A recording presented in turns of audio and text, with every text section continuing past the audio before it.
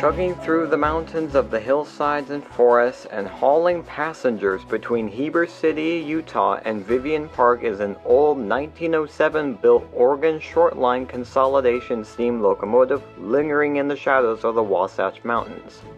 The locomotive is Union Pacific 618. Being over 100 years old, the locomotive has had a tumultuous history. As the main steam locomotive of the former Heber Creeper and the current Heber Valley Railroad, the locomotive's story is anything but a straight line. Here is the story of the Heber Valley Railroad's most beloved steam locomotive.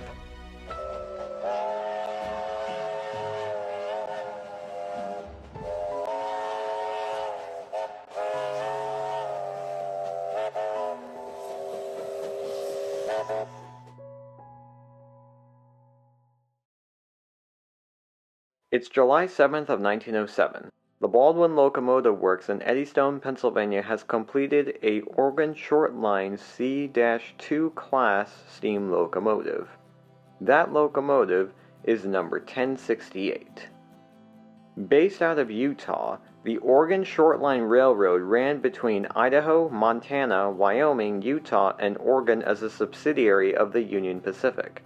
After number 1068's completion, for the first 8 years of her existence, the locomotive ran freight trains all over the rails of the OSL. In 1915, number 1068 was reassigned. Since the Oregon Short Line Railroad was owned by the Union Pacific, they could put in or take out any locomotives that they wanted. She was also renumbered to what we know her as today, 618. Number 1068 was one of those engines that were moved to Ogden, Utah. She would then operate in Malad and Pocatello, Idaho. She also ran up to Logan, Utah and Preston, Idaho. From 1915 to 1941, the locomotive ran freight trains for the Union Pacific Railroad until she needed some mechanical repairs. The Union Pacific decided on a more costly endeavor. In mid-1941, she was heavily rebuilt at Pocatello, Idaho. Since the Union Pacific knew how reliable these little 280s were, they decided to keep them longer than most other railroads. By that point, the engine was 34 years old, but with the rebuild, the engine was able to continuously operate for several more years. Unfortunately, on December 7, 1941, Pearl Harbor was attacked by the Japanese. President Franklin Delano Roosevelt subsequently declared war on Japan and brought the United States into World War II. 618, though, was often used on tracks operating between the Ogden Yard and the Defense Depot at Ogden, which is an Army storage facility north of the city. 618 was hauling equipment and supplies urgently needed for the war effort. She and the rest of the American freight locomotives hauled freight trains until the end of the war in September of 1945. After the war, 618 was then moved to the Union Pacific's Cache Valley branch that ran between Mendon to Logan, Utah, hauling regular freight trains. She also worked on the Malad branch line from Brigham City and Malad, Idaho. Around 1951, Union Pacific scrapped her standard square tender and it was replaced with a Vanderbilt tender, once again continuing her duties. In 1957, number 618 was again overhauled by the Union Pacific, anticipating that the engine would operate longer. But with the near dieselization of the Union Pacific, they decided to retire the locomotive from active service. Her final assignment was working as a snowplow engine and as a switcher at the Geneva Steel Mill in Vineyard, Utah. She was subsequently retired shortly thereafter. After the historic engine was retired, the engine was then donated to the state of Utah. However, there were some stipulations to the company giving the engine to the state. The engine could not be sold, scrapped, or given to an out-of-state railroad. Essentially, the state couldn't harm the engine. In late May, the locomotive was fired up for what many thought would be the last time. The engine moved under her own power to the diesel complex in Salt Lake City. Her fire was dropped, and then the temporary track was laid, and she was moved across North Temple Street in Salt Lake City to the fairgrounds. After being put on display, the engine became a conversation piece because of her local history with Salt Lake City, Ogden, and the state of Utah itself. As the years went on, though, the locomotive's parts were starting to go missing, components were starting to rust out, and the opinion of the engine started to change. Very quickly, the engine started to become an eyesore, and the public didn't like the rust bucket sitting at the fairgrounds. However, the agreement between the Union Pacific and the state of Utah would not allow the engine to be scrapped or moved out of Utah. With nothing else to do with the locomotive, some began to throw around the idea of burying the engine in the ground. The consensus was to dig a big hole next to the locomotive and tumble it into the hole, then bury it. With the public opinion on the locomotive starting to sour, the locomotive's future was in doubt. That was until a new railroad was formed 31 miles away. The Wasatch Mountain Railway was formed to keep the former Denver and Rio Grande Western branch line alive from being turned into an extension of U.S. Route 189. They became interested in number 618 because of the engine's overhaul in 1957 and the recent retirement of the engine. In 1970, plans were drawn up to restore and move the engine to the abandoned branch. By that September, that idea became a reality. Starting on Saturday, September 26, 1970, members of the National Railway Historical Society and the Wasatch Railway Museum began to move the consolidation. Through the autumn months, number 618 crawled slowly along.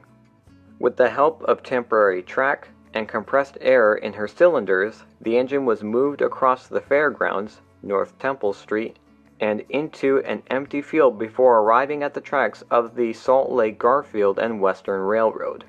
On October 12th, crews from the Union Pacific inspected the locomotive to make sure it was fit to be transported over 45 miles to the junction at the Heber branch. By November, the state of Utah donated the 618 to the National Railway Historical Society, and then the NRHS leased the engine to the Wasatch Railway Museum. Back to the Heber branch line, several bids were placed to dismantle the branch. The state rejected all of them, but after the Wasatch Mountain Railway Museum went in and more or less took the property by force, trying to make sure that the tracks wouldn't be torn up, the Utah State Road Commission gave the group until April of 1972 to leave. In response, the group said, "How about new?"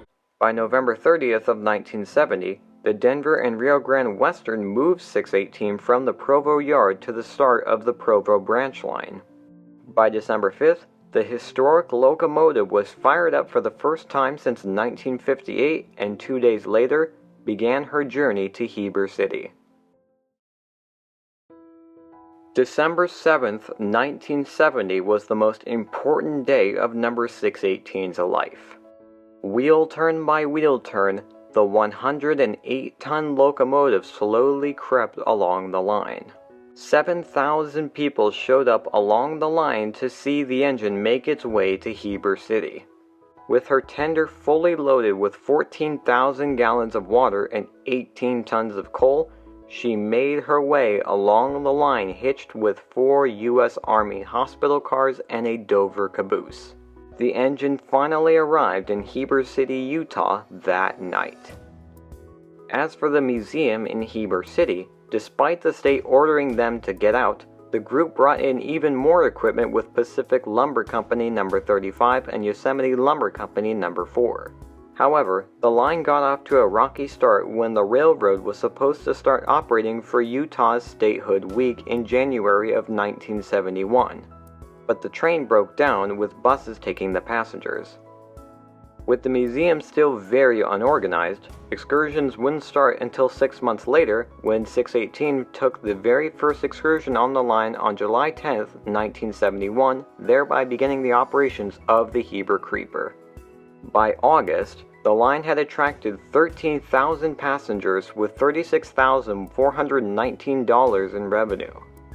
In the Salt Lake Tribune, Lowell Ashton, the president of the museum, said that, quote, "We backed into this because we got fighting with the Road Commission on what to do with Provo Canyon. It started out as a civic effort to preserve what to our community was a natural asset. the railroad from Heber to Provo. Seeing that the group unquestionably wasn't leaving because of the line turning profits, the Utah State Road Commission granted a 25-year lease of the Provo branch on November 17, 1971. 2 months later, the Wasatch Mountain Railway and Development Company was commissioned by the Utah Public Service Commission to operate as a common carrier on the line. This action saved the line and cemented the railroad as 618's home. However, just a few years later, a transition occurred on the branch. The Wasatch Railway Museum changed its name to the Timpanogos Preservation Society in 1979. Then, 618 was taken out of service in 1976, leaving the line for about 12 years. The line at that point was now being run by Santa Maria Valley 100, Sierra Railway 36, and a few years later, Southern Pacific 1744. The line's ownership was a carousel of new names for the railroad. Just 4 years later, the name was changed to the Deer Creek Scenic Railroad, taking over ownership from the bankrupt Timpanogos Preservation Society. This only lasted 7 years. This was due to the line failing to draw enough visitors. Several steam locomotives were forced to be sold. 618, however, always remained. The line's tumultuous ownership situation led to the state of Utah considering purchasing the railroad to operate under the state as the only tourist railroad in the state of Utah. In 1989, with only Southern Pacific 1744 running, the Heber Creeper decided to return its first engine to the spotlight. Union Pacific 618 was rebuilt and returned to service in 1989. Shortly thereafter, Southern Pacific 1744 was taken out of service too, 618 being the last steam engine to run on the Heber Creeper line. After a few years, the constant use of 618 got the best of her. She was worn out, tired, and beaten. 618's fire was dropped for the last time on the Heber Creeper in 1990. The railroad needed money for the locomotive to be repaired and put back into service. Money that the railroad did not have. Their money quickly ran out. The New London Railroad, which was the final operator of the privatized Heber Creeper, officially ran the last Heber Creeper passenger train on October 27, 1990, with 200 passengers traveling on the last train. This left 618 without an operator and the Provo Canyon branch line without a railroad.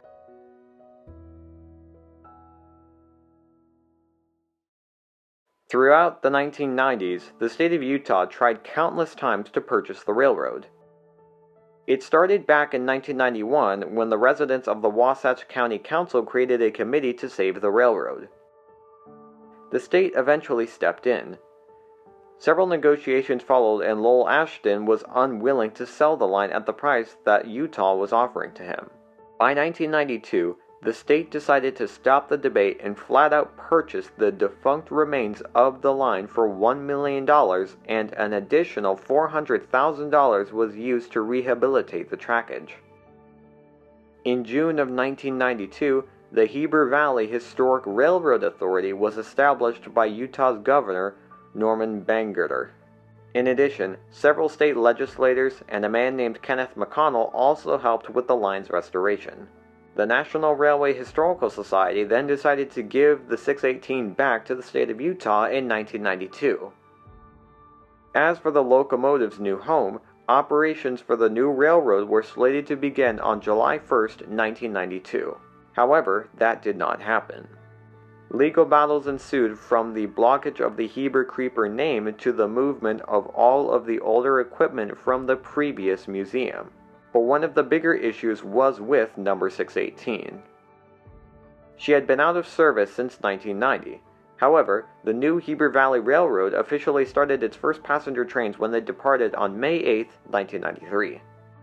The operation started with the state promising a new state-of-the-art engine shop to be constructed and to house 618. It had been over 50 years since a steam locomotive in the state of Utah had been given an overhaul. She was moved into the new shop in mid-1993 and work began to restore the engine. Thankfully, the boiler and much of the internal shape of the locomotive were intact. The restoration lasted a little over 2 years. May 8, 1995 was the day that number 618 was reborn. In front of a large crowd, the locomotive pulled out of the shed to cheers and applause that the most famous steam locomotive in the state of Utah was back under steam. From then on, the locomotive operated on its stable home, pulling trains from Heber City to Vivian Park. In 2000, the Heber Valley Railroad purchased a second steam locomotive, former Great Western 75, a 280 consolidation built by Baldwin in 1907. This added a second steam locomotive to the Heber Valley Railroad. 2001 saw the very first all-steam season for the railroad, which meant that 618 got a lot of use. Though, the locomotive's presence would be even more well-known the next year. While the scandal of the 2002 Salt Lake City Winter Olympic Games is well documented and dampened the games, the Olympic torch still needed to be carried. The torch would be hauled from Soldier Hollow to Heber City. Before the relay, though, another locomotive was added to the line. The historic Nevada Northern No. 93 was trucked to Vivian Park and then was towed to Heber City to participate in the events. In February 2002, the three locomotives ranging from 618, 75, and 93 worked for the 17 days, taking visitors from Heber City to Soldier Hollow near Deer Creek. Then, the Torch Day came, February 5, 2002. The three locomotives formed a tripleheader and then took the torch on its day-long journey from St. George to Provo, Utah. The three locomotives hauled the train from Soldier Hollow to Heber City. The torch was then taken to Salt Lake City at the start of the Olympics. After the Olympics ended and number 93 was shipped back to the Nevada Northern, number 618 continued to haul passengers on the line. In 2002, Great Western 75 would be pulled from service to undergo its biggest overhaul since the 1940s. Years of work since 1960 with no overhaul had left the locomotive in very poor condition. Thus, 618 was left alone, the solo steamer operating on the Provo Canyon branch. 2006, however, was when 618 would feature on film for the first time. Go Films, based out of Pleasant Grove, Utah, was filming the DVD exclusive Outlaw Trail: The Treasure of Butch Cassidy. In real life, Cassidy used to frequently rob trains from the Union Pacific. In mid-2006, the locomotive was filmed several times for the movie. After the film shoot, the locomotive continuously operated on passenger trains and photo freight trains. By 2007, it was number 618's 100th birthday.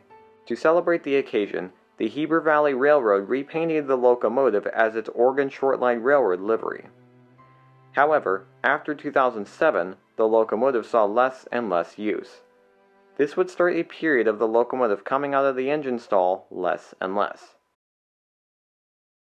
In 2008, 618 was renumbered and was modified to match its appearance on the Union Pacific in the 1920s, including a higher centered headlight and a modified railroad Roman lettering. But by 2009, number 618's boiler certification was close to expiration. This led the railroad to use the locomotive's last days for their popular photo freight trains. Day by day, the locomotive's time was running thin. By June of 2010, the final days of number 618 had arrived. The engine pulled the last few trains over Memorial Day weekend for photo charters and then was unceremoniously placed in front of the Heber City depot for display, with a future now very uncertain given the state of the economy at the time. With the historic locomotive now out of service, this left Heber Valley without an operable steam locomotive, as number 75 had been out of service since 2002. The railroad, however, did not have any money to pledge to get the locomotive back into operable condition. This was due to the Great Recession. Ridership on the Heber Valley took a hit, but being owned by the state, they couldn't go out of business. With Heber Valley trying to recoup, they focused less on number 618 and instead focused on getting back into shape. 2 years had passed, and while the Great Recession ended in 2012, number 618 still sat in the front of the depot. 2 more years passed, and the railroad finally decided to restore their beloved locomotive. In October of 2014, the locomotive was moved out of its display spot and moved into the engine shop where restoration began. Among other things, the boiler had to be washed, the water glass and gauge cocks needed to be inspected, the air brakes needed to get tested, the flues needed to be replaced, the smoke box needed to be inspected, and finally, ultrasound tests were conducted. Restoration work was at a crawl in terms of efficiency, largely because the railroad was not open about number 618's restoration. The most updates that have been given are occasional posts on their official website. The firebox is stated to be the last main part of the locomotive before its return. The tank in the tender is also ready to be converted to oil carrying. The oil conversion is the last part to 618's restoration and is progressing slowly. With only a few shop workers, it makes it difficult to rebuild a steam locomotive quickly. It is estimated that the locomotive will return to service between 2022 and 2023. So hopefully the Wasatch Mountain Range will hear the rattle and the clatter of the railroad's most famous and most beloved locomotive, the Union Pacific 618.